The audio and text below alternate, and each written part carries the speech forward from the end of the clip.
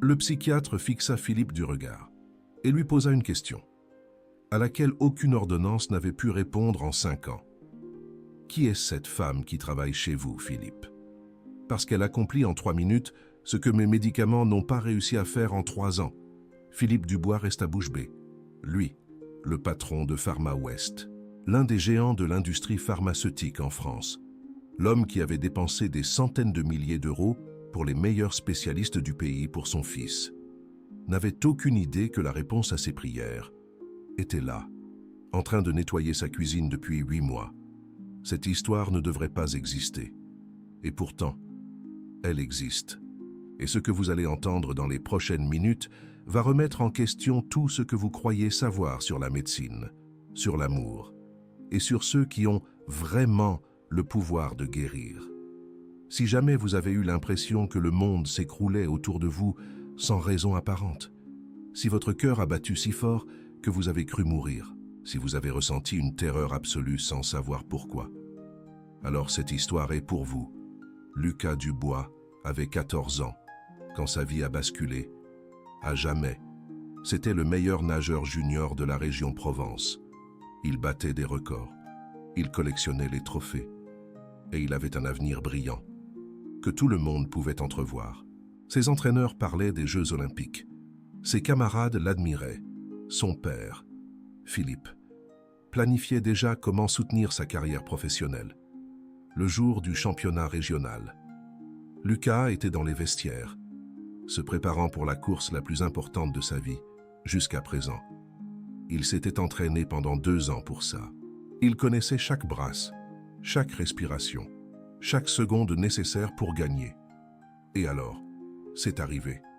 Sans aucun avertissement, sans aucune raison logique, sans rien qui puisse l'expliquer. Son cœur s'est mis à battre comme s'il voulait s'échapper de sa poitrine. Ses mains ont commencé à trembler. L'air s'est raréfié. Les murs se sont rapprochés. Le sol s'est mis à bouger. Et une certitude absolue a envahi chaque cellule de son corps. Je vais mourir.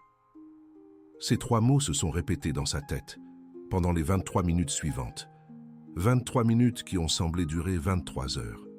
23 minutes qui ont tout changé quand les ambulanciers sont arrivés. Lucas était en position fétale, sur le sol des vestiaires. Il n'avait pas nagé. Il n'avait pas participé à la compétition. Il n'avait rien gagné, si ce n'est son premier diagnostic officiel. Trouble panique sévère, mais ce n'était que le début. Au cours des 5 années suivantes, Lucas a eu plus de 600 crises d'angoisse, 600 moments de terreur absolue, 600 fois où son corps lui a dit qu'il allait mourir, alors qu'il n'y avait aucun danger réel. Il a arrêté de nager, il a arrêté de sortir, il a arrêté de vivre. Philippe a fait ce que n'importe quel père désespéré, avec des ressources illimitées, aurait fait. Il a engagé les meilleurs. Le premier psychiatre a tenu 6 mois, le deuxième, 4, le troisième, 3, le quatrième, 2. Chacun avait une nouvelle théorie. Chacun avait un nouveau médicament. Chacun avait un nouvel espoir, qui finissait toujours au même endroit. Lucas continuait à avoir des crises, 3, 4, parfois 5 par semaine, et chaque crise l'enfonçait davantage dans un gouffre, duquel personne ne semblait pouvoir le sortir. L'ironie était cruelle. Philippe Dubois était le PDG de Pharma West, une entreprise qui fabriquait précisément les médicaments, qui était censée aider son fils. Il avait accès à n'importe quel médicament expérimental. Il avait des contacts dans les meilleurs laboratoires du monde. Il avait tout l'argent nécessaire pour acheter n'importe quelle solution. Mais aucun comprimé ne fonctionnait. Aucune formule chimique ne pouvait toucher ce que Lucas ressentait. Et pendant ce temps, Philippe travaillait 14 heures par jour, parce que c'était sa façon de gérer la douleur. En travaillant, en produisant, en fuyant. Si cette histoire vous touche profondément, si vous connaissez quelqu'un qui souffre d'anxiété ou de crise de panique, ou si vous avez vous-même ressenti cette terreur inexplicable, mettez un j'aime maintenant.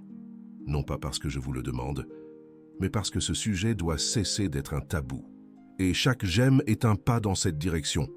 8 mois avant que le docteur Dubois ne pose cette question qui a tout changé. Une femme de 47 ans est arrivée à la villa des Dubois, en cherchant du travail. Elle s'appelait Chloé. Elle n'avait pas un CV impressionnant. Elle n'avait pas de référence de maison prestigieuse. Ce qu'elle avait, c'était un besoin urgent de travailler, et un regard que la gouvernante de l'époque décrivait comme profondément triste, mais inexplicablement chaleureux. Elle a été embauchée comme employée de maison. Rien de plus. Nettoyer, ranger, maintenir la villa de 800 mètres carrés dans un état impeccable. C'était son travail. C'était son seul travail. Pendant les premières semaines, Chloé a fait exactement cela. Elle arrivait à 7 heures du matin. Elle nettoyait. Elle rangeait. Elle partait à 4 heures de l'après-midi. Sans drame, sans problème, sans rien de particulier. Mais Chloé remarquait des choses. Elle remarquait qu'il y avait une chambre au 2e étage, dont la porte était toujours fermée. Elle remarquait que parfois, de cette chambre, s'échappaient des sons, des respirations haletantes, des sanglots étouffés. Et toujours, quelqu'un courait vers là, quand ces sons commençaient. Elle remarquait que M. Dubois était presque jamais là, que Mme Dubois avait des cernes permanents, que les autres employés parlaient à voix basse, à propos du fils, le fils que personne ne voyait, le fils qui était malade de quelque chose que personne ne pouvait bien expliquer. Un jour, alors qu'elle nettoyait le couloir du 2e étage, la porte de la chambre fermée s'est ouverte, et Chloé a vu Lucas pour la première fois. Il avait 19 ans, mais il en paraissait 40. Ses yeux étaient creusés, sa peau était pâle, son corps bougeait comme s'il portait un poids invisible, qui le courbait vers le sol. Mais ce qui l'a le plus frappé, ce n'était pas son apparence, c'était la façon dont il la regardait, avec peur, avec honte, avec des excuses silencieuses d'exister. Chloé connaissait ce regard. Elle le connaissait trop bien, parce que 22 ans plus tôt, son propre fils l'avait regardé exactement de la même manière, son fils Théo, qui avait aussi eu des crises d'angoisse, qui avait aussi arrêté de vivre, qui avait aussi été traité par des spécialistes, qui n'avaient pas pu l'aider. Théo, qui, à l'âge de 22 ans, avait décidé qu'il ne pouvait plus continuer à ressentir cette terreur, et avait pris une décision qui a anéanti Chloé à jamais. Mais il y avait quelque chose que Théo lui avait dit avant de partir, quelque chose qu'elle n'a jamais oublié. « Maman, la seule chose qui me calmait, c'était quand tu me prenais les mains et que tu respirais avec moi. Pas les médicaments, pas les docteurs, toi. » Et à ce moment-là, en voyant Lucas debout dans ce couloir, avec le même regard que son fils avait eu, Chloé a su que l'univers l'avait placé là, pour une raison. Elle n'a rien dit ce jour-là. Elle a juste hoché la tête et a continué à nettoyer, mais elle a commencé à observer. Elle a observé quand Lucas avait des crises. Elle a observé comment les autres réagissaient. J'observe les médicaments qu'on lui donne. J'observe tout et ce que je vois m'horrifie. Quand Lucas a une crise, tout le monde court, tout le monde crie, tout le monde panique avec lui. On lui donne des pilules. On le laisse seul pour qu'il se calme. On le traite comme une bombe sur le point d'exploser. Personne, absolument personne, ne reste simplement avec lui. Personne ne le touche. Personne ne respire avec lui. Personne ne lui dit avec son corps, pas avec des mots, qu'il n'est pas seul. 3 semaines après avoir vu Lucas pour la première fois, Chloé faisait le ménage près de sa chambre, quand elle entend les sons qu'elle connaît déjà. La respiration accélérée, les sanglots, la terreur. L'infirmière de service était allée aux toilettes. Il n'y avait personne d'autre à l'étage. Chloé hésite une seconde, juste une seconde. Et puis elle ouvre la porte. Lucas est par terre, contre le mur, les genoux collés à sa poitrine. Ses yeux sont ouverts, mais ne voient rien. Son corps tremble, comme s'il était au milieu d'un tremblement de terre que lui seul pouvait sentir. Chloé ne crie pas. Elle ne court pas chercher de l'aide. Elle ne lui donne aucune pilule. Elle fait quelque chose que personne n'a fait depuis 5 ans. Elle s'assoit par terre à côté de lui, et elle commence à respirer, lentement, profondément, audiblement. Elle ne dit rien. Elle ne le touche pas. Elle respire juste. 1, 2, 3, 4. Dedans, dehors, dedans, dehors. Au début, Lucas ne réagit pas. Il reste piégé dans son propre enfer. Mais après une minute, quelque chose change. Ses yeux se tournent vers elle, juste un peu, mais ils se tournent. Et Chloé fait autre chose. Elle étend ses mains, paume vers le haut. Une invitation, pas une imposition. Lucas la regarde ses mains. Et après ce qui semble une éternité, il pose ses mains tremblantes sur les siennes. Chloé ne les serre pas.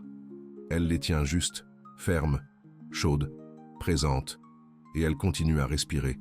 Dedans, dehors, dedans, dehors. 4 minutes plus tard, le tremblement de Lucas s'arrête. 3 minutes après cela, sa respiration se normalise. 2 minutes plus tard, il fait quelque chose qu'il n'avait pas fait pendant une crise depuis 5 ans. Il parle. « Merci », murmure-t-il. Juste ça. Un mot. Mais un mot qui vaut plus que toutes les ordonnances médicales qu'il a accumulées. Quand l'infirmière revient et voit la scène, elle manque de s'évanouir. « Qu'est-ce que vous faites ?» demande-t-elle à Chloé d'une voix accusatrice. Chloé se lève, lisse son uniforme bleu, et répond calmement. « Ce que vous auriez dû faire depuis longtemps, être avec lui, cette nuit-là. » Chloé n'arrive pas à dormir. Elle pense à Théo. Elle pense à toutes les fois où elle avait fait exactement la même chose avec son fils. Elle pense à comment, après son départ, elle s'était juré que si jamais elle avait l'occasion d'aider quelqu'un d'autre, elle le ferait. Et maintenant, elle avait cette opportunité. Le lendemain, elle arrive 1 heure plus tôt au travail. Elle a apporté quelque chose dans son sac, un nouveau cahier et une bille bleue en caoutchouc qui avait appartenu à Théo. Elle commence à prendre des notes. Chaque fois que Lucas a une crise, elle note l'heure, la durée, ce qui s'est passé avant, ce qui semble l'avoir déclenché. Personne ne lui a demandé de faire ça. Personne ne sait qu'elle le fait. C'est son secret, sa mission silencieuse. Et chaque fois qu'elle le peut, quand il n'y a personne, elle s'approche de Lucas pendant ces moments de crise. Toujours la même routine. S'asseoir, respirer, offrir ses mains, être présente. Pas de mots d'encouragement vides, pas de conseils qu'il a déjà entendus 1000 fois. Juste une présence. Et quelque chose commence à changer. Les crises de Lucas ne disparaissent pas, mais elles commencent à être plus courtes. 10 minutes au lieu de 20, 7 au lieu de 10, 5 au lieu de 7. Et autre chose change. Lucas commence à la chercher. Au début, seulement avec le regard. Quand il sent qu'une crise arrive, ses yeux cherchent Chloé dans n'importe quelle pièce où elle se trouve. Puis, avec des pas, il marche vers l'endroit où elle fait le ménage, s'assoit près d'elle, ne dit rien. Il est juste là. Et Chloé comprend. Parce que Théo avait fait la même chose. La présence de quelqu'un qui n'a pas peur de votre peur est le médicament le plus puissant qui existe. Philippe ne remarque rien de tout ça. Il est trop occupé à travailler, trop occupé à fuir un problème qu'il ne sait pas comment résoudre. Mais sa femme, Carmen, elle, remarque. Elle remarque que Lucas semble un peu moins abattu. Elle remarque qu'il sort de sa chambre plus souvent. Elle remarque que la nouvelle employée semble passer beaucoup de temps près de lui. Elle ne dit rien. Elle ne demande rien. Elle observe juste, avec un mélange d'espoir et de peur. Et puis arrive le jour qui change tout. Le docteur Dubois, le 5e psychiatre à traiter Lucas, avait un rendez-vous programmé à la villa. C'était un homme de 58 ans, avec 30 ans d'expérience, des publications dans les revues les plus prestigieuses et une réputation d'être le meilleur du pays pour les cas difficiles. C'était aussi un homme de science pure. Il ne croit pas aux miracles. Il ne croit pas aux solutions magiques. Il croit aux données, aux études, aux preuves médicales. Ce jour-là, le docteur Dubois arrive pour ajuster la médication de Lucas. Les dernières analyses montrent que le jeune homme ne répond pas bien à la combinaison actuelle. Il faut des changements. Il est dans le bureau avec Philippe, en train de revoir les papiers, quand ils entendent un son qu'ils connaissent déjà trop bien. La respiration accélérée, Le début d'une autre crise. Philippe se lève d'un bond. « C'est Lucas. Je vais appeler l'infirmière. » Mais le docteur Dubois l'arrête. « Attendez. Je veux voir comment il gère ça sans intervention immédiate. » Parfois, observer nous donne plus d'informations que n'importe quel examen. Il monte les escaliers. Le son vient du couloir du premier étage. Et ce qu'il voit fige le docteur Dubois sur place. Lucas est assis par terre, contre le mur, au milieu de ce qui est clairement une crise sévère, mais il n'est pas seul. La femme de ménage est assise en face de lui, ses mains tenant celles de Lucas, son corps complètement immobile, sa respiration lente et audible. Elle ne dit rien. Elle respire juste. Elle est juste là. Et Lucas la regarde, avec des yeux qui restent effrayés, mais qui ont quelque chose d'autre. Quelque chose que le docteur Dubois n'a pas vu depuis 5 ans de traitement de ce jeune homme. De la confiance. Le docteur ne bouge pas, n'interrompt pas. Il observe juste. 3 minutes, c'est tout ce qu'il faut. 3 minutes pour que le tremblement de Lucas s'arrête, pour que sa respiration se normalise, pour que la terreur dans ses yeux se transforme en quelque chose qui ressemble au calme. 3 minutes. Le docteur Dubois avait traité Lucas pendant 8 mois. Il avait testé 7 combinaisons différentes de médicaments. Il avait utilisé les techniques les plus avancées qui existaient. Et jamais, en 8 mois, il n'avait réussi à ce qu'une crise de Lucas se termine en 3 minutes. Ce qui se passe ensuite n'est pas un cri, ni une scène dramatique. C'est un silence. Le docteur Dubois descend les escaliers, s'assoit dans le bureau, et il espéra que Philippe le suivrait. Lorsque le millionnaire arriva, encore confus par ce qu'il venait de voir, le psychiatre lui posa la question qui allait tout déclencher. « Qui est cette femme qui travaille chez vous? Pourquoi arrive-t-elle à faire en 3 minutes ce que mes médicaments n'ont pas réussi à faire en 3 ans ?» Philippe ne sut que répondre. Son esprit était encore en train de traiter ce qu'il venait de voir. Son fils, celui qui entrait dans des spirales de terreur qui duraient 20, 30 minutes, s'était calmé en moins de temps qu'il n'en faut pour préparer un café. Et il l'avait fait avec l'aide de la femme qui faisait le ménage chez lui. « C'est Chloé, dit-il finalement. C'est notre employée de maison. Elle est avec nous depuis 8 mois. » Le docteur Dubois acquiesça lentement. Son esprit scientifique formulait déjà des questions auxquelles il n'avait pas de réponse. Ses 30 années d'expérience lui disaient que ce qu'il venait de voir ne devrait pas être possible. Et pourtant, il l'avait vu. « Il faut que je lui parle, » dit le psychiatre. Philippe hésita. Il n'était pas sûr qu'une employée de maison doive être impliquée dans le traitement médical de son fils. Mais quelque chose dans le regard du docteur Dubois lui dit que ce n'était pas une suggestion. « Très bien, je vais l'appeler. » Quand Chloé entra dans le bureau, elle avait encore les mains humides après les avoir lavées après avoir aidé Lucas. Son uniforme bleu était impeccable. Son expression était sereine. Mais ses yeux avaient cette tristesse profonde que Philippe n'avait jamais remarquée auparavant. « Asseyez-vous, s'il vous plaît, » lui dit le docteur Dubois. Chloé regarda Philippe, cherchant une confirmation. Il acquiesça. Elle s'assit sur le bord d'une chaise, comme si elle était prête à se lever à tout moment.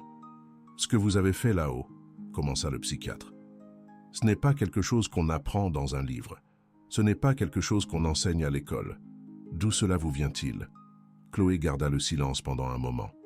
Ses mains se rejoignirent sur ses genoux. Ses yeux se remplirent de quelque chose qui n'était pas des larmes, mais qui en était dangereusement proche. « De mon fils, » répondit-elle finalement. Le silence dans la pièce devint épais. « Votre fils, » répéta le docteur Dubois. Il s'appelait Théo. Il avait aussi des crises d'angoisse. Elles ont commencé quand il avait 17 ans. Nous l'avons emmené voir des médecins, mais nous n'avions pas d'argent pour les meilleurs. Les médicaments qu'il nous donnait ne fonctionnaient pas bien. Je ne savais pas quoi faire. Chloé fit une pause. Ses yeux fixaient un point fixe sur le mur. Mais Philippe savait qu'elle voyait quelque chose de très différent. Elle voyait le passé. Un jour, pendant une crise très forte, j'ai fait la seule chose qui me soit venue à l'esprit. Je me suis assise avec lui, je lui ai pris les mains et j'ai respiré. Seulement ça. J'ai respiré pour qu'il puisse suivre mon rythme. « Et ça a marché ?» demanda le docteur Dubois. Pour la première fois, Chloé sourit. Mais c'était un sourire brisé. Ça a marché. C'était la seule chose qui marchait. Pendant 5 ans, chaque fois que Théo avait une crise, je faisais la même chose. M'asseoir, respirer, être là, ne pas parler, ne pas essayer de réparer, juste être. Philippe sentait qu'il écoutait quelque chose de privé, quelque chose de sacré, quelque chose qu'il n'aurait pas dû entendre. Mais il ne pouvait pas détourner son attention. « Qu'est-il arrivé à votre fils ?» demanda le psychiatre d'une voix douce. Chloé baissa les yeux. « Je travaillais de nuit dans une usine. Je ne pouvais pas être avec lui tout le temps. Et un jour, quand je n'étais pas là, il a eu une crise très forte. Et il n'y avait personne pour faire ce que je faisais. Personne pour s'asseoir. Personne pour respirer avec lui. Personne pour être là. » Les mots restèrent suspendus dans l'air. Théo avait 22 ans. Il a décidé qu'il ne pouvait plus continuer à ressentir cette terreur. Et il est parti. « Il est parti ?» répéta Philippe sans comprendre complètement. « Il est mort, monsieur Philippe. Mon fils est mort parce que personne n'était avec lui quand il en avait le plus besoin. Et je n'ai pas pu l'empêcher parce que je travaillais pour payer les médicaments qui ne fonctionnaient pas. » Le docteur Dubois ferma les yeux un instant. Il avait vu beaucoup de douleurs dans sa carrière. Il avait perdu des patients. Il avait échoué. Mais quelque chose dans l'histoire de Chloé le frappa d'une manière différente. « C'est pour ça que vous faites ça avec Lucas, dit-il. Ce n'est pas seulement de la gentillesse, c'est parce que vous reconnaissez quelque chose. » Chloé le regarda finalement droit dans les yeux. « Quand j'ai vu votre fils pour la première fois, j'ai vu Théo. Le même regard, la même peur, la même honte d'exister. Et je me suis promis que je n'allais pas laisser un autre jeune homme traverser ce que mon fils a traversé. Pas si je pouvais faire quelque chose. » Philippe sentait que quelque chose se brisait en lui. Ce n'était pas de la tristesse exactement. C'était quelque chose de plus profond. C'était la compréhension que pendant qu'il avait acheté des médicaments et embauché des spécialistes, cette femme avait fait le seul travail qui comptait vraiment. Être présent. « Depuis combien de temps faites-vous ça avec Lucas ?» demanda le docteur Dubois. « 7 mois, répondit Chloé. Depuis peu de temps après avoir commencé à travailler ici. » 7 mois, répéta Philippe incrédule. 7 mois et personne ne le savait. Chloé baissa les yeux. « Ce n'est pas à moi de parler de ces choses, monsieur. Je ne suis que l'employé. Mais je ne pouvais pas voir votre fils souffrir et ne rien faire. Pas après ce qui est arrivé à Théo. » Le docteur Dubois se leva et se dirigea vers la fenêtre. Son esprit scientifique traitait des données qui ne correspondaient à aucun modèle qu'il connaissait. Mais il y avait quelque chose qu'il comprenait. « Ce que vous faites, dit-il sans se retourner, a un nom en psychologie. Ça s'appelle la co-régulation. C'est la capacité d'une personne à aider une autre à réguler ses émotions à travers la présence et la synchronisation. » Chloé ne répondit pas. Elle ne connaissait probablement pas ces termes techniques. « C'est l'un des outils les plus puissants qui existent pour le trouble panique, » continua le psychiatre. « Mais ça ne marche presque jamais parce que ça exige quelque chose qu'aucun médicament ne peut donner. » « Quoi donc ?» demanda Philippe. « Une présence totale, sans peur, sans jugement, sans besoin de réparer quoi que ce soit, juste être. Et c'est exactement ce que votre employé a fait avec votre fils pendant 7 mois, sans que personne ne le lui demande, sans que personne ne la paie plus, sans que personne ne le sache. » Philippe s'enfonça dans sa chaise. Le poids de ce qu'il entendait était trop lourd. « Pourquoi n'avez-vous rien dit ?» demanda-t-il à Chloé. « Pourquoi ne nous l'avez-vous pas dit ?» Elle le regarda avec surprise, comme si la question n'avait aucun sens. « Parce que personne ne me l'a demandé, et parce que vous avez des médecins, vous avez de l'argent, vous avez tout. Je ne suis qu'une femme qui fait le ménage. Qui m'aurait écouté ? Si toi qui écoutes ça, tu as déjà senti que tu n'importais pas, que ta voix ne compte pas, que ce que tu fais ne vaut rien, écoute-moi bien. Parfois, les personnes qui changent le plus de vie sont exactement celles que le monde considère comme invisibles. Si tu connais quelqu'un comme ça, envoie-lui cette vidéo maintenant, parce qu'ils ont besoin de savoir que leur présence compte plus qu'ils ne l'imaginent. » Le docteur Dubois retourna à sa chaise. Il regarda ses notes. Il regarda Chloé. « Je regarde Philippe. Je vais être très honnête avec vous, dit le docteur Dubois. En 30 ans de pratique, J'ai traité des milliers de patients souffrant de crises d'angoisse. J'ai publié des études, j'ai développé des protocoles, j'ai prescrit tous les médicaments existants. Il marqua une pause. Et jamais, de toute ma carrière, je n'ai vu quelqu'un faire ce que cette femme fait. Ce qu'elle a ne se prescrit pas, ne s'achète pas, ne s'apprend pas à l'université. C'est quelque chose qui vient d'un endroit très profond. Et votre fils en a besoin plus que de n'importe quelle pilule que je pourrais lui donner. Philippe sentait le monde se renverser. Lui, qui avait dédié sa vie à l'industrie pharmaceutique. Lui, qui croyait que tout avait une solution chimique. Lui, qui avait dépensé des centaines de milliers d'euros dans les meilleurs traitements. Et la réponse était là, à faire le ménage dans sa cuisine. « Que suggérez-vous, docteur ?» demanda-t-il finalement. Le docteur Dubois regarda Chloé. « Je suggère que cette femme cesse d'être seulement votre employée de maison.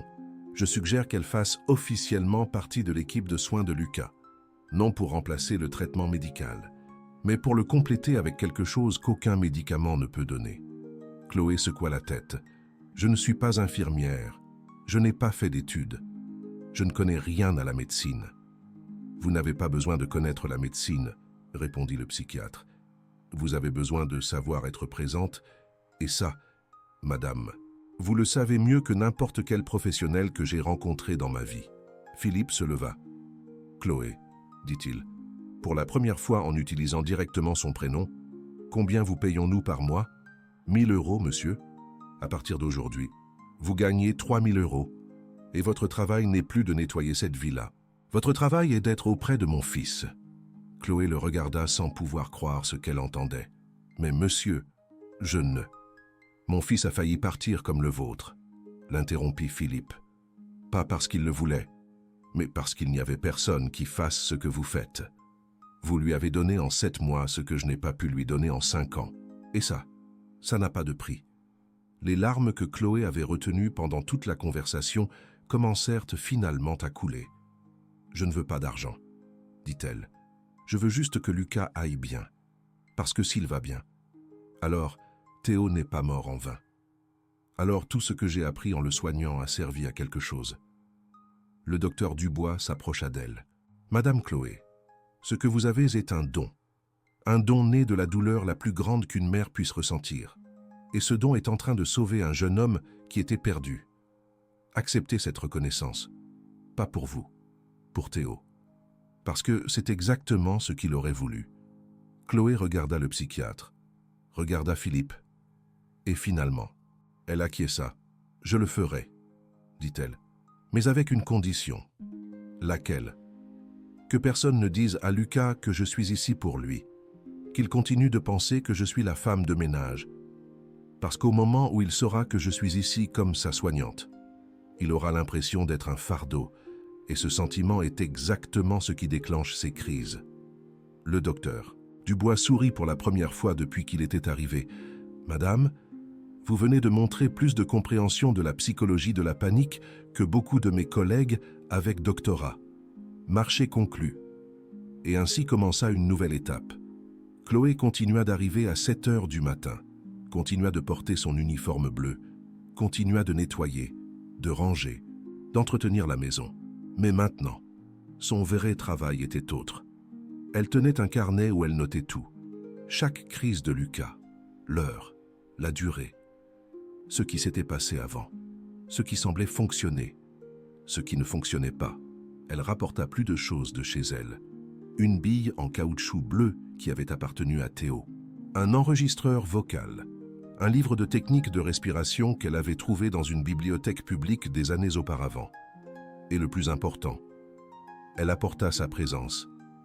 Tous les jours, quoi qu'il arrive. Chloé passait au moins 2 heures près de Lucas. Pas toujours à parler. Parfois juste à être dans la même pièce, à lire, à nettoyer, à exister. Parce qu'elle avait appris avec Théo que les personnes atteintes de panique ont besoin de savoir que quelqu'un est là. Pas quand elles ont une crise. Toujours. Tout le temps. Elles ont besoin de cette certitude comme elles ont besoin de l'air. Et Lucas commença à changer. Pas du jour au lendemain. Pas comme un miracle instantané. Mais il changea. Ses crises passèrent de 4 par semaine à 3, puis à 2, Puis, certaines semaines, seulement une. Et quand il avait des crises, elles duraient moins longtemps, beaucoup moins longtemps, parce que maintenant, il avait quelque chose qu'il n'avait jamais eu auparavant. Il avait quelqu'un qui n'avait pas peur de sa peur. 3 mois après la conversation avec le docteur Dubois, quelque chose se produisit qui changea tout à nouveau. Lucas était dans sa chambre. C'était la nuit. Chloé était déjà rentrée chez elle. Et il sentit une crise arriver. Le nœud familier dans la poitrine, les picotements dans les mains, la sensation que l'air disparaissait. Mais cette fois, Lucas fit quelque chose de différent. Au lieu de se laisser entraîner par la panique, il ferma les yeux et pensa à Chloé. Il pensa à sa respiration, à la façon dont elle était toujours lente, constante, comme les vagues de la mer. Et il commença à respirer de la même manière. Inspire, expire, inspire, expire. Ses mains cherchèrent la bille en caoutchouc bleu qu'elle lui avait laissée, la même qui avait appartenu à Théo, et en la serrant, il imagina que Chloé était là, assise en face de lui, avec ses mains tendues, avec ce regard qui disait sans mots que tout allait bien se passer. 8 minutes plus tard, la crise passa, sans personne, sans médicaments d'urgence, sans crise complète. Pour la première fois en 5 ans, Lucas avait géré une crise seul. Quand Chloé arriva le lendemain, il l'attendait dans la cuisine. « Il s'est passé quelque chose hier soir », lui dit-il. Chloé le regarda avec une inquiétude immédiate. Ses yeux cherchèrent des signes de dommage. « J'ai eu une crise, mais je l'ai gérée. Seul, j'ai pensé à vous, j'ai respiré comme vous me l'avez appris, et c'est passé. » Les yeux de Chloé se remplirent de larmes. Mais cette fois, ce n'étaient pas des larmes de tristesse. « Tu as réussi, » murmura-t-elle. « Non, » répondit Lucas. « Nous avons réussi. » Si certaines des choses que je raconte remuent quelque chose de profond en vous. Si vous connaissez quelqu'un qui lutte contre l'anxiété ou la panique, ou si vous avez vous-même ressenti cette terreur qui semble n'avoir aucune solution, écoutez bien. Cette histoire existe pour vous rappeler que la guérison ne vient pas toujours sous forme de pilule. Parfois, elle vient sous forme de présence, de quelqu'un qui est simplement là. Le docteur Dubois ne pouvait pas croire les rapports qu'il recevait. La fréquence des crises de Lucas était passée de 4 par semaine à une tous les 10 jours.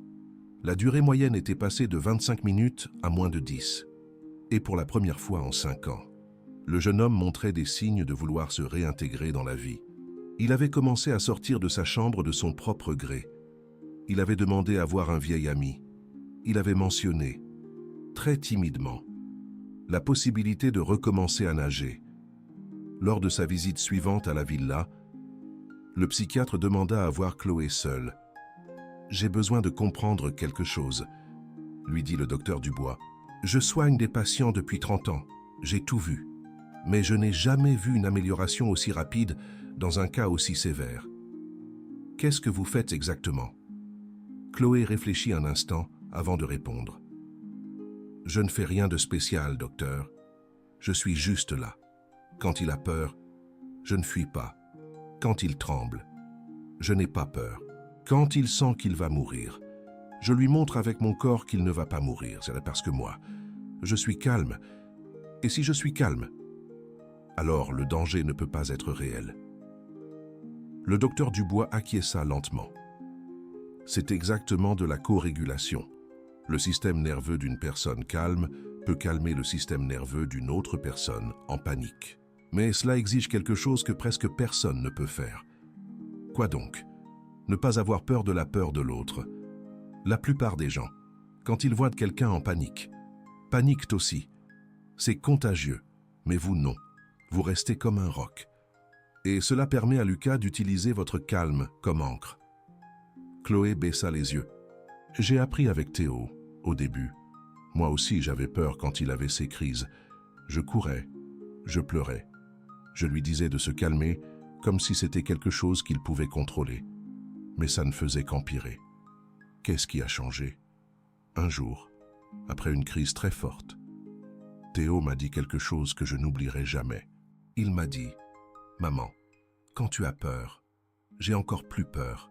Parce que si toi, qui est ma maman, tu as peur, alors le danger doit être réel. » Chloé fit une pause. Ses yeux regardèrent le passé. Ce jour-là, j'ai décidé que je ne lui montrerais plus jamais ma peur, peu importe ce qui arriverait, peu importe à quel point j'étais terrifié à l'intérieur. Dehors, je serais son roc, son lieu sûr. Et ça a marché. Ça a marché. Pendant 5 ans, chaque fois que je faisais ça, ça marchait.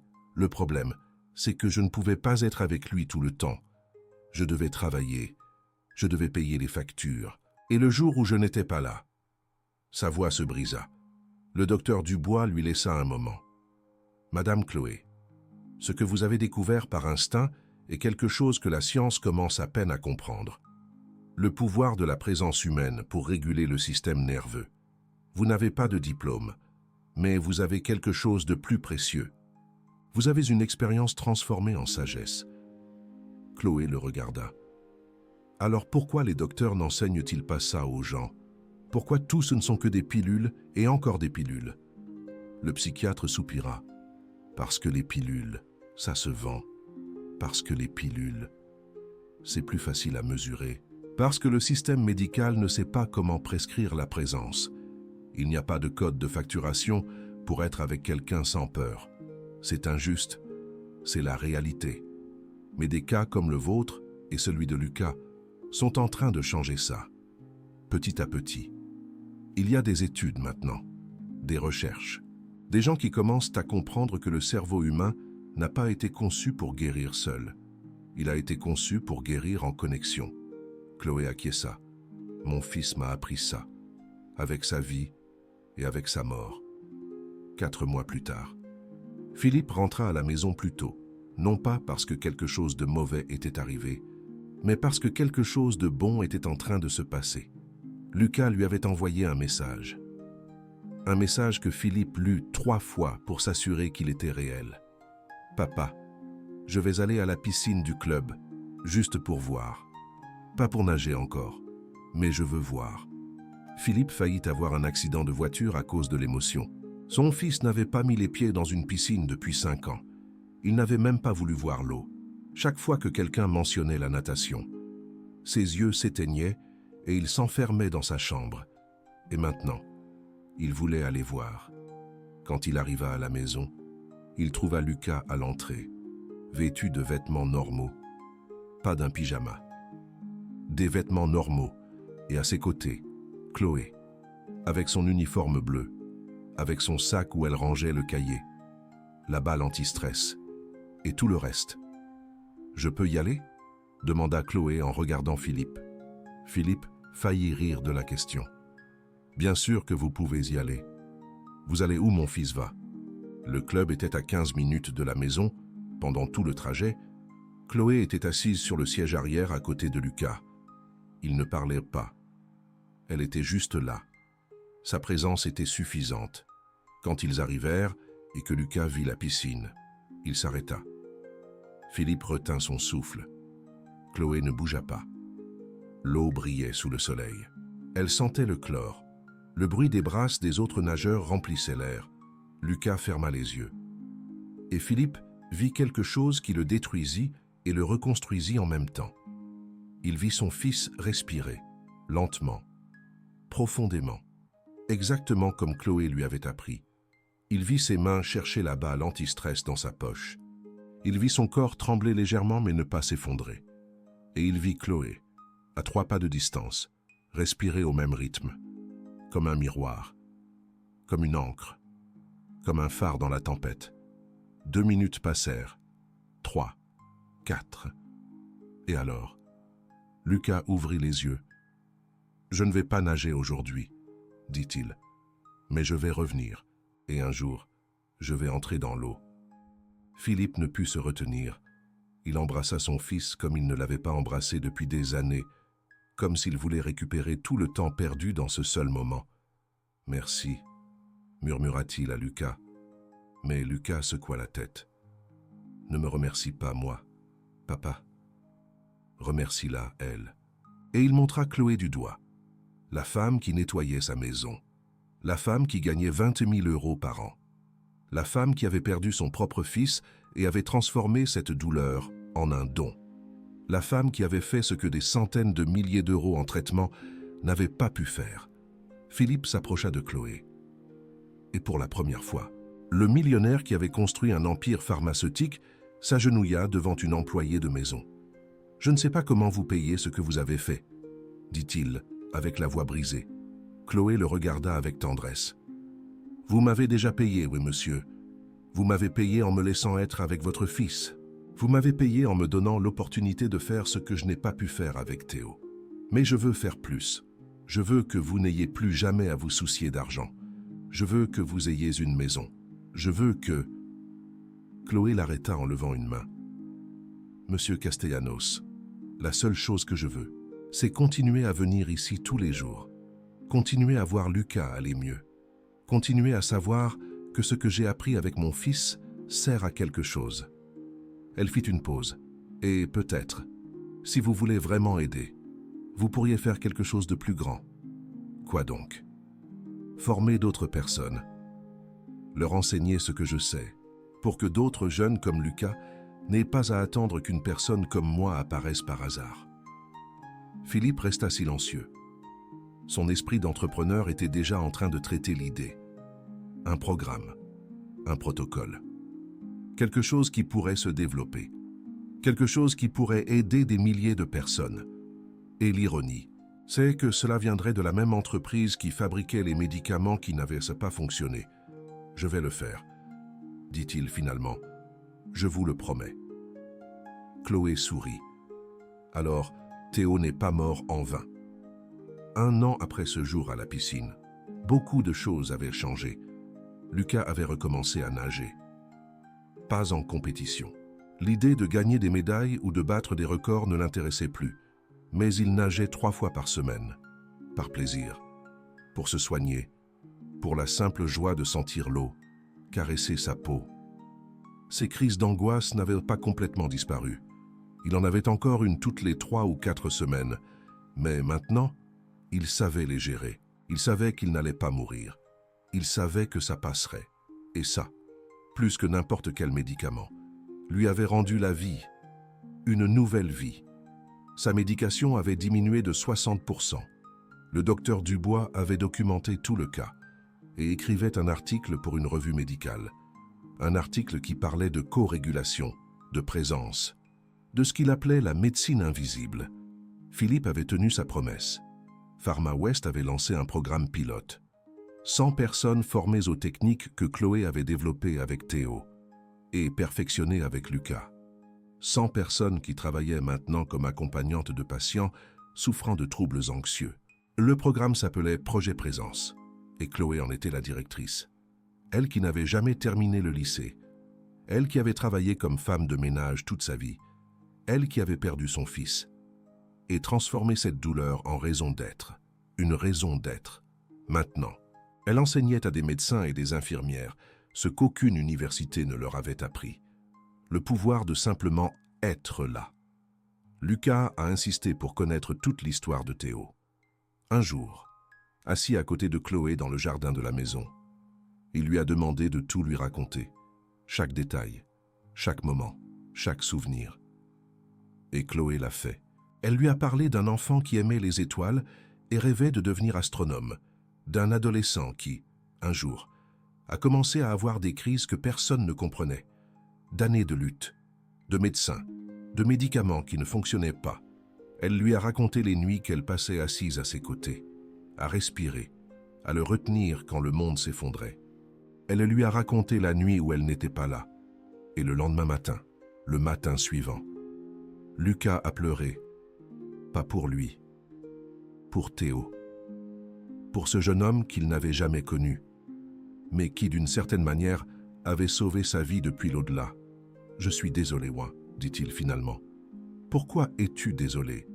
demanda Chloé. « D'avoir survécu alors que lui n'a pas pu. » Chloé lui prit les mains, exactement comme elle le faisait pendant les crises. Mais cette fois, ce n'était pas pour le calmer. C'était pour connecter. « Lucas, écoute-moi bien. Théo n'est pas mort pour que tu te sentes coupable. Théo est mort parce que je n'ai pas pu être avec lui quand il avait le plus besoin de moi. Mais sa mort m'a appris quelque chose qui sauve maintenant des vies, ta vie, et les vies de toutes les personnes que Projet Présence va aider. » Elle fit une pause. « Ta survie n'est pas une trahison envers Théo, c'est son héritage. Chaque jour où tu vis bien, chaque crise que tu gères, chaque moment où tu es présent pour toi-même. C'est Théo qui vit à travers toi. » Vraiment. Lucas la regarda. « Comment peux-tu ne pas me haïr? J'ai tout ce qu'il n'a pas eu. De l'argent, un accès aux meilleurs médecins. Et, le plus important, je t'hais toi. » Chloé sourit. « Je ne te hais pas. Parce que te haïr serait haïr la seule chose de bien qui soit sortie de la perte de mon fils. Tu es la preuve que sa souffrance a servi à quelque chose. Tu es la raison pour laquelle je me lève chaque matin. Tous les matins. » Lucas ne dit rien. Il l'embrassa simplement. Et dans cette étreinte, deux histoires se sont rejointes. Celle du fils qui est parti et celle du fils qui est resté. Celle de la douleur qui détruit et celle de la douleur qui guérit. Celle de la mort et celle de la vie. Si vous êtes arrivé jusqu'ici, si cette histoire vous a touché au plus profond de vous-même, j'ai besoin de vous demander quelque chose. Ce n'est pas un like, ce n'est pas un abonnement, c'est quelque chose de plus important. Pensez à quelqu'un dans votre vie qui lutte contre quelque chose qui semble insoluble, quelqu'un qui souffre d'anxiété, de dépression, de peur, quelqu'un qui se sent seul dans sa bataille. Et soyez sa Chloé. Vous n'avez pas besoin d'être médecin. Vous n'avez pas besoin d'avoir toutes les réponses. Vous avez juste besoin d'être là, de respirer avec eux, de ne pas fuir leur douleur, d'être leur roc, leur rocher. Parce que, parfois, le remède le plus puissant ne se trouve pas dans une pilule. Il se présente sous la forme de présence. Le docteur Dubois a inclus une note spéciale à la fin de son article. La note disait la chose suivante. En 30 ans de pratique psychiatrique, j'ai vu le pouvoir des médicaments. J'ai vu comment ils peuvent te stabiliser, comment ils peuvent calmer, comment ils peuvent redonner une fonctionnalité à des personnes qui l'avaient perdue. Je ne nie pas leur importance, mais j'ai aussi vu leurs limites. Leurs limites. Et dans le cas de Lucas Castellanos, j'ai vu quelque chose que la science commence à peine à comprendre. J'ai vu comment la présence d'une femme sans diplôme, sans formation, sans aucune connaissance technique, a accompli ce que des années de traitement pharmacologique n'avaient pas pu faire. Je n'écris pas cela pour discréditer la médecine. J'écris cela pour l'étendre. Pour rappeler à mes collègues que l'être humain n'est pas seulement un cerveau qui a besoin de la bonne chimie. C'est un être social qui a besoin de connexion. Et parfois, le meilleur médicament est simplement quelqu'un qui n'a pas peur de notre peur. Pas peur. 3 ans plus tard, Lucas a fait quelque chose que personne n'aurait cru possible. Il a nagé dans une compétition, pas au niveau régional, pas à la recherche de records, juste une compétition locale du club. Rien d'important dans le grand ordre des choses. Mais pour lui, c'était tout, tout. Quand il est arrivé à la piscine ce jour-là, son cœur battait vite, ses mains transpiraient. Le fantôme de la crise d'il y a 8 ans était là, lui murmurant que ça allait recommencer. Mais Chloé était là aussi, assise dans les gradins, avec son cahier sur les genoux, avec la petite balle de caoutchouc bleu que Lucas lui avait maintenant rendue, parce qu'il n'en avait plus besoin. Plus besoin. Et quand Lucas s'est tenu sur le plot de départ, il a regardé vers elle. Chloé ne lui a fait aucun signe. Elle ne lui a rien dit. Elle a juste respiré. Lentement, profondément, visiblement. Et Lucas a respiré avec elle. Dedans, dehors, dedans, dehors. Le coup de feu a retenti. Lucas s'est jeté à l'eau et il a nagé. Il n'a pas gagné. Il a terminé 4e sur 6, un résultat médiocre pour ce qui avait été le meilleur nageur junior de la région. Mais quand il est sorti de l'eau, il avait un sourire qu'il n'avait pas eu depuis 8 ans. 8 ans, parce qu'il n'avait pas gagné une course. Il avait gagné quelque chose de bien plus grand.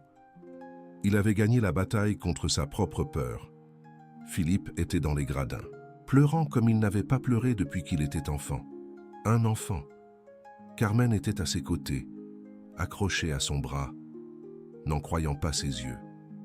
Et Chloé était là, calme, sereine, avec des larmes silencieuses coulant sur ses joues, des larmes pour Lucas, des larmes pour Théo, des larmes pour toutes ces années de douleur qui avaient finalement trouvé leur raison d'être. Ce soir-là, à la Villa des Castellanos, il y a eu une célébration. Mais ce n'était pas une célébration de la victoire. C'était une célébration de la survie. Lucas s'est levé devant tous les invités et a dit quelque chose que personne n'attendait. Il y a 3 ans, je ne voulais plus vivre, pas de la manière dramatique que vous imaginez. Mais je ne voulais plus. Chaque jour était une bataille que je perdais. Chaque crise d'angoisse me convainquait un peu plus. Que le monde se porterait mieux sans moi.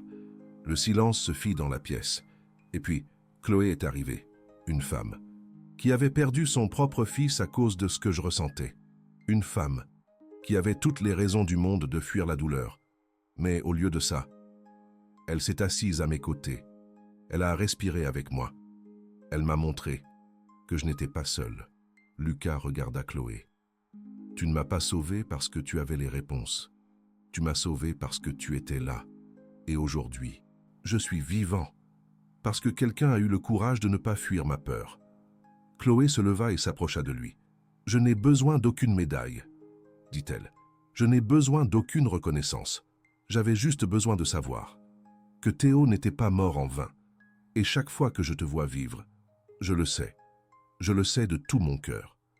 Lucas la serra dans ses bras, et dans cette étreinte, il y avait 2 mères, celle qu'il avait mis au monde, et celle qui lui avait appris à vouloir y rester. Cette histoire ne devrait pas exister. Un fils qui est parti, un fils qui est resté, une mère qui a tout perdu et a trouvé un nouveau but, un père qui avait tout et a découvert qu'il lui manquait la seule chose importante, un psychiatre qui a admis que ses médicaments n'étaient pas suffisants, une industrie pharmaceutique qui a commencé à prescrire la présence, un jeune homme qui a recommencé à nager après avoir pensé qu'il ne pourrait plus jamais le faire, et une femme de ménage qui a tout changé. Si vous croyez que les miracles n'existent pas, vous n'avez pas rencontré Chloé. Si vous croyez que l'argent achète tout, vous n'avez pas vu un millionnaire s'agenouiller devant une femme qui gagne le SMIC. Si vous croyez que les médecins ont toutes les réponses, vous n'avez pas entendu un psychiatre admettre qu'une femme de ménage en sait plus que lui. Et si vous croyez que vous êtes seul dans votre bataille, vous devez savoir quelque chose. Quelque part, il y a une Chloé qui vous attend. C'est peut-être une personne que vous connaissez déjà. C'est peut-être quelqu'un que vous n'avez pas encore rencontré. C'est peut-être vous-même. Pour quelqu'un d'autre. Mais elle existe. La présence dont vous avez besoin existe. Vous avez juste à la laisser entrer. Où sont-ils maintenant? Lucas a 23 ans. Il étudie la psychologie à l'université. Il veut devenir thérapeute, spécialisé dans les troubles anxieux. Il dit qu'il veut être pour les autres, ce que Chloé a été pour lui. Philippe a réduit son temps de travail à 8 heures. Il consacre ses après-midi à sa famille et à superviser personnellement le projet Présence. Il dit que pour la première fois de sa vie, il sent que son argent sert à quelque chose, qui compte vraiment. Le docteur Dubois a pris sa retraite, mais il continue à donner des conférences sur la co-régulation et l'importance de la présence dans le traitement psychiatrique. Son article sur le cas de Lucas a été cité dans plus de 200 études. Le projet Présence a formé plus de 2000 personnes en 3 ans. On estime qu'ils ont aidé plus de 15 000 patients atteints de troubles anxieux dans toute la France. Et Chloé continue d'arriver à 7 heures du matin. Elle porte toujours son uniforme bleu. Elle continue de s'asseoir avec Lucas quand il en a besoin, même s'il en a presque plus jamais besoin. Mais maintenant, elle voyage aussi. Elle donne des conférences. Elle forme d'autres personnes. Elle raconte l'histoire de Théo pour que sa mort ait un sens et chaque soir, avant de dormir, elle parle à son fils. Je l'ai fait. Théo, ce que je n'ai pas pu faire avec toi, je le fais avec d'autres. Chaque vie que je sauve, c'est la tienne. Chaque personne qui apprend à ne pas fuir la peur, le fait pour toi. Je ne sais pas si Théo peut l'entendre. Je ne sais pas s'il y a quelque chose après cette vie. Mais ce que je sais, c'est que son héritage est vivant. En Lucas, dans les 2000 personnes formées, dans les 15 000 patients aidés, dans chaque respiration consciente que quelqu'un prend, quand il sent que la panique arrive. C'est l'histoire de comment une femme de ménage a fait ce que les meilleurs médicaments du monde n'ont pas pu faire, pas avec des formules chimiques, pas avec des techniques avancées, pas avec rien, qui puisse s'acheter avec la présence, avec l'amour, avec la décision de ne pas fuir la peur d'un autre être humain. Si cette histoire vous a touché, si vous connaissez quelqu'un qui a besoin de l'entendre, partagez-la, pas pour moi, pour tous les Lucas, qui sont là dehors, qui attendent leur Chloé. Et si c'est vous qui vous battez, si c'est vous qui sentez que le monde s'écroule, écoutez bien, vous n'avez pas besoin de quelqu'un qui a toutes les réponses, vous avez juste besoin de quelqu'un qui n'ait pas peur de votre peur. Cherchez cette personne, ou devenez cette personne, pour vous-même. Parce que la guérison la plus puissante qui existe ne se présente pas sous forme de pilule, elle se présente sous forme de présence. Et cette présence-là peut être la vôtre. Il y a encore quelque chose que je dois vous raconter, avant de terminer. 2 ans après que Lucas ait recommencé à nager, il a reçu une lettre. La lettre venait d'une mère de Marseille. Elle s'appelait Léa. Elle avait un fils de 16 ans, qui souffrait de crises d'angoisse depuis l'âge de 12 ans. Léa avait vu une interview de Chloé à la télévision. Elle avait écouté l'histoire de Théo et de Lucas. Et quelque chose en elle s'était brisé et reconstruit en même temps. Elle voulait savoir si le projet Présence pouvait aider son fils. Lucas a lu la lettre 3 fois. Et puis, il a fait quelque chose qui a surpris tout le monde. « Je veux y aller personnellement », dit-il. Chloé le regarda avec inquiétude. « Tu es sûr ?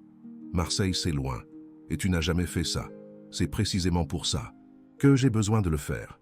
Je sais ce que ce garçon ressent. Je sais ce que sa maman endure. Et je sais que si quelqu'un était venu me voir, il y a 8 ans, et m'avait dit qu'il était possible de s'en sortir, ma vie aurait changé bien plus tôt. » Philippe offrit de tout payer. Chloé insista pour l'accompagner.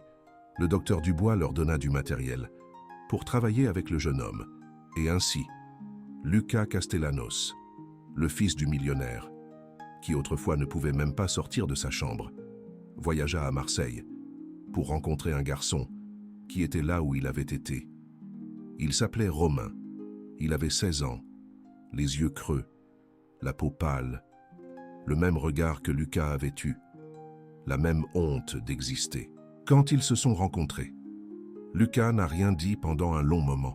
Il s'est juste assis en face de lui et il a respiré, lentement, profondément, audiblement. Romain le regarda, confus au début, mais peu à peu, sans s'en rendre compte. Il commença à respirer de la même manière, dedans, dehors, dedans, dehors. Après 5 minutes, Lucas finit par parler. « Je sais ce que tu ressens. Je sais que tu crois que personne ne peut comprendre. Je sais que tu penses que tu vas mourir à chaque fois qu'une crise arrive. Je sais que tu as honte d'exister. » Romain baissa les yeux. « Comment tu sais ? » « Parce que j'étais toi, il y a 8 ans.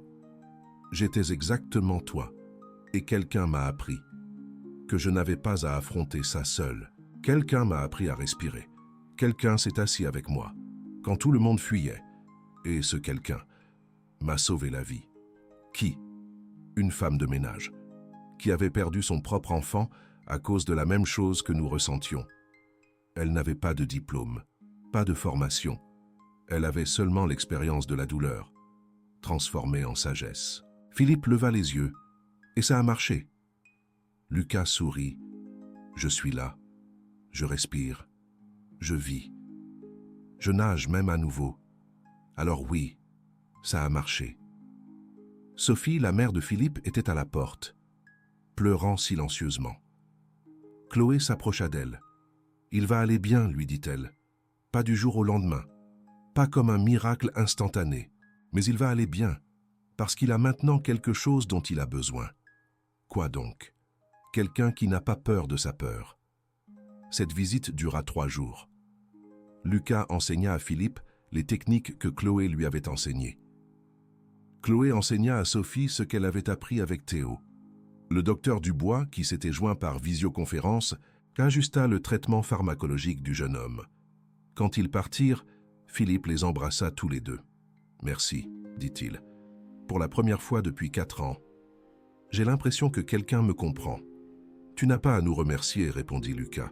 Tu dois seulement faire une promesse. » « Laquelle ? » ?»« Que quand tu iras mieux, tu feras la même chose pour quelqu'un d'autre. Tu iras t'asseoir avec quelqu'un qui est là où tu es maintenant. Tu vas respirer avec lui. Tu vas lui montrer qu'il n'est pas seul. » Philippe acquiesça. « Je le promets. » C'est la chaîne que Chloé a initiée sans le savoir. Théo a enseigné à sa mère. Sa mère a enseigné à Lucas. Lucas a enseigné à Philippe. Et Philippe, 1 an plus tard, voyagea à Nice pour rencontrer une jeune fille de 14 ans qui souffrait de la même chose. La chaîne continue de grandir. Non parce que quelqu'un a les réponses parfaites. Non parce qu'il existe une pilule magique. Non parce que les médecins ont découvert la cure définitive. Mais parce que les gens apprennent à ne pas fuir la peur des autres. Le docteur Dubois a inclus ceci dans la dernière édition de son article. Il a écrit que la corégulation n'est pas seulement une technique clinique. C'est une façon d'être au monde. C'est la décision de rester présent quand tout en nous veut fuir. C'est le courage de soutenir quelqu'un dans son moment le plus sombre, sans essayer de le réparer. Et il a écrit quelque chose d'autre. Il a écrit que si la médecine moderne veut réellement guérir les gens, et pas seulement les traiter, elle doit comprendre quelque chose de fondamental. L'être humain n'a pas été conçu pour guérir seul. Il a été conçu pour guérir en connexion. Et parfois, la connexion la plus puissante vient des personnes les moins attendues, d'une femme de ménage qui a perdu son enfant, d'un jeune homme qui a passé 5 ans enfermé dans sa chambre, d'une mère qui ne savait pas quoi faire, mais a décidé de rester. C'est la médecine invisible. C'est ce que les pilules ne peuvent pas donner. C'est ce que cette histoire vous dit. Peu importe qui vous êtes, peu importe vos études, peu importe combien d'argent vous gagnez, vous pouvez être la présence dont quelqu'un a besoin. Vous avez seulement à décider de ne pas fuir. C'est tout. Et c'est tout ce dont vous avez besoin. Merci d'avoir écouté jusqu'à la fin. Cette histoire existe parce que quelqu'un a décidé de la raconter. Et maintenant, elle existe en vous. Faites-la vivre. Partagez-la. Et si vous le pouvez, soyez la Chloé de quelqu'un. Parce que dans un monde plein de pilules, parfois la meilleure médecine est simplement d'être là.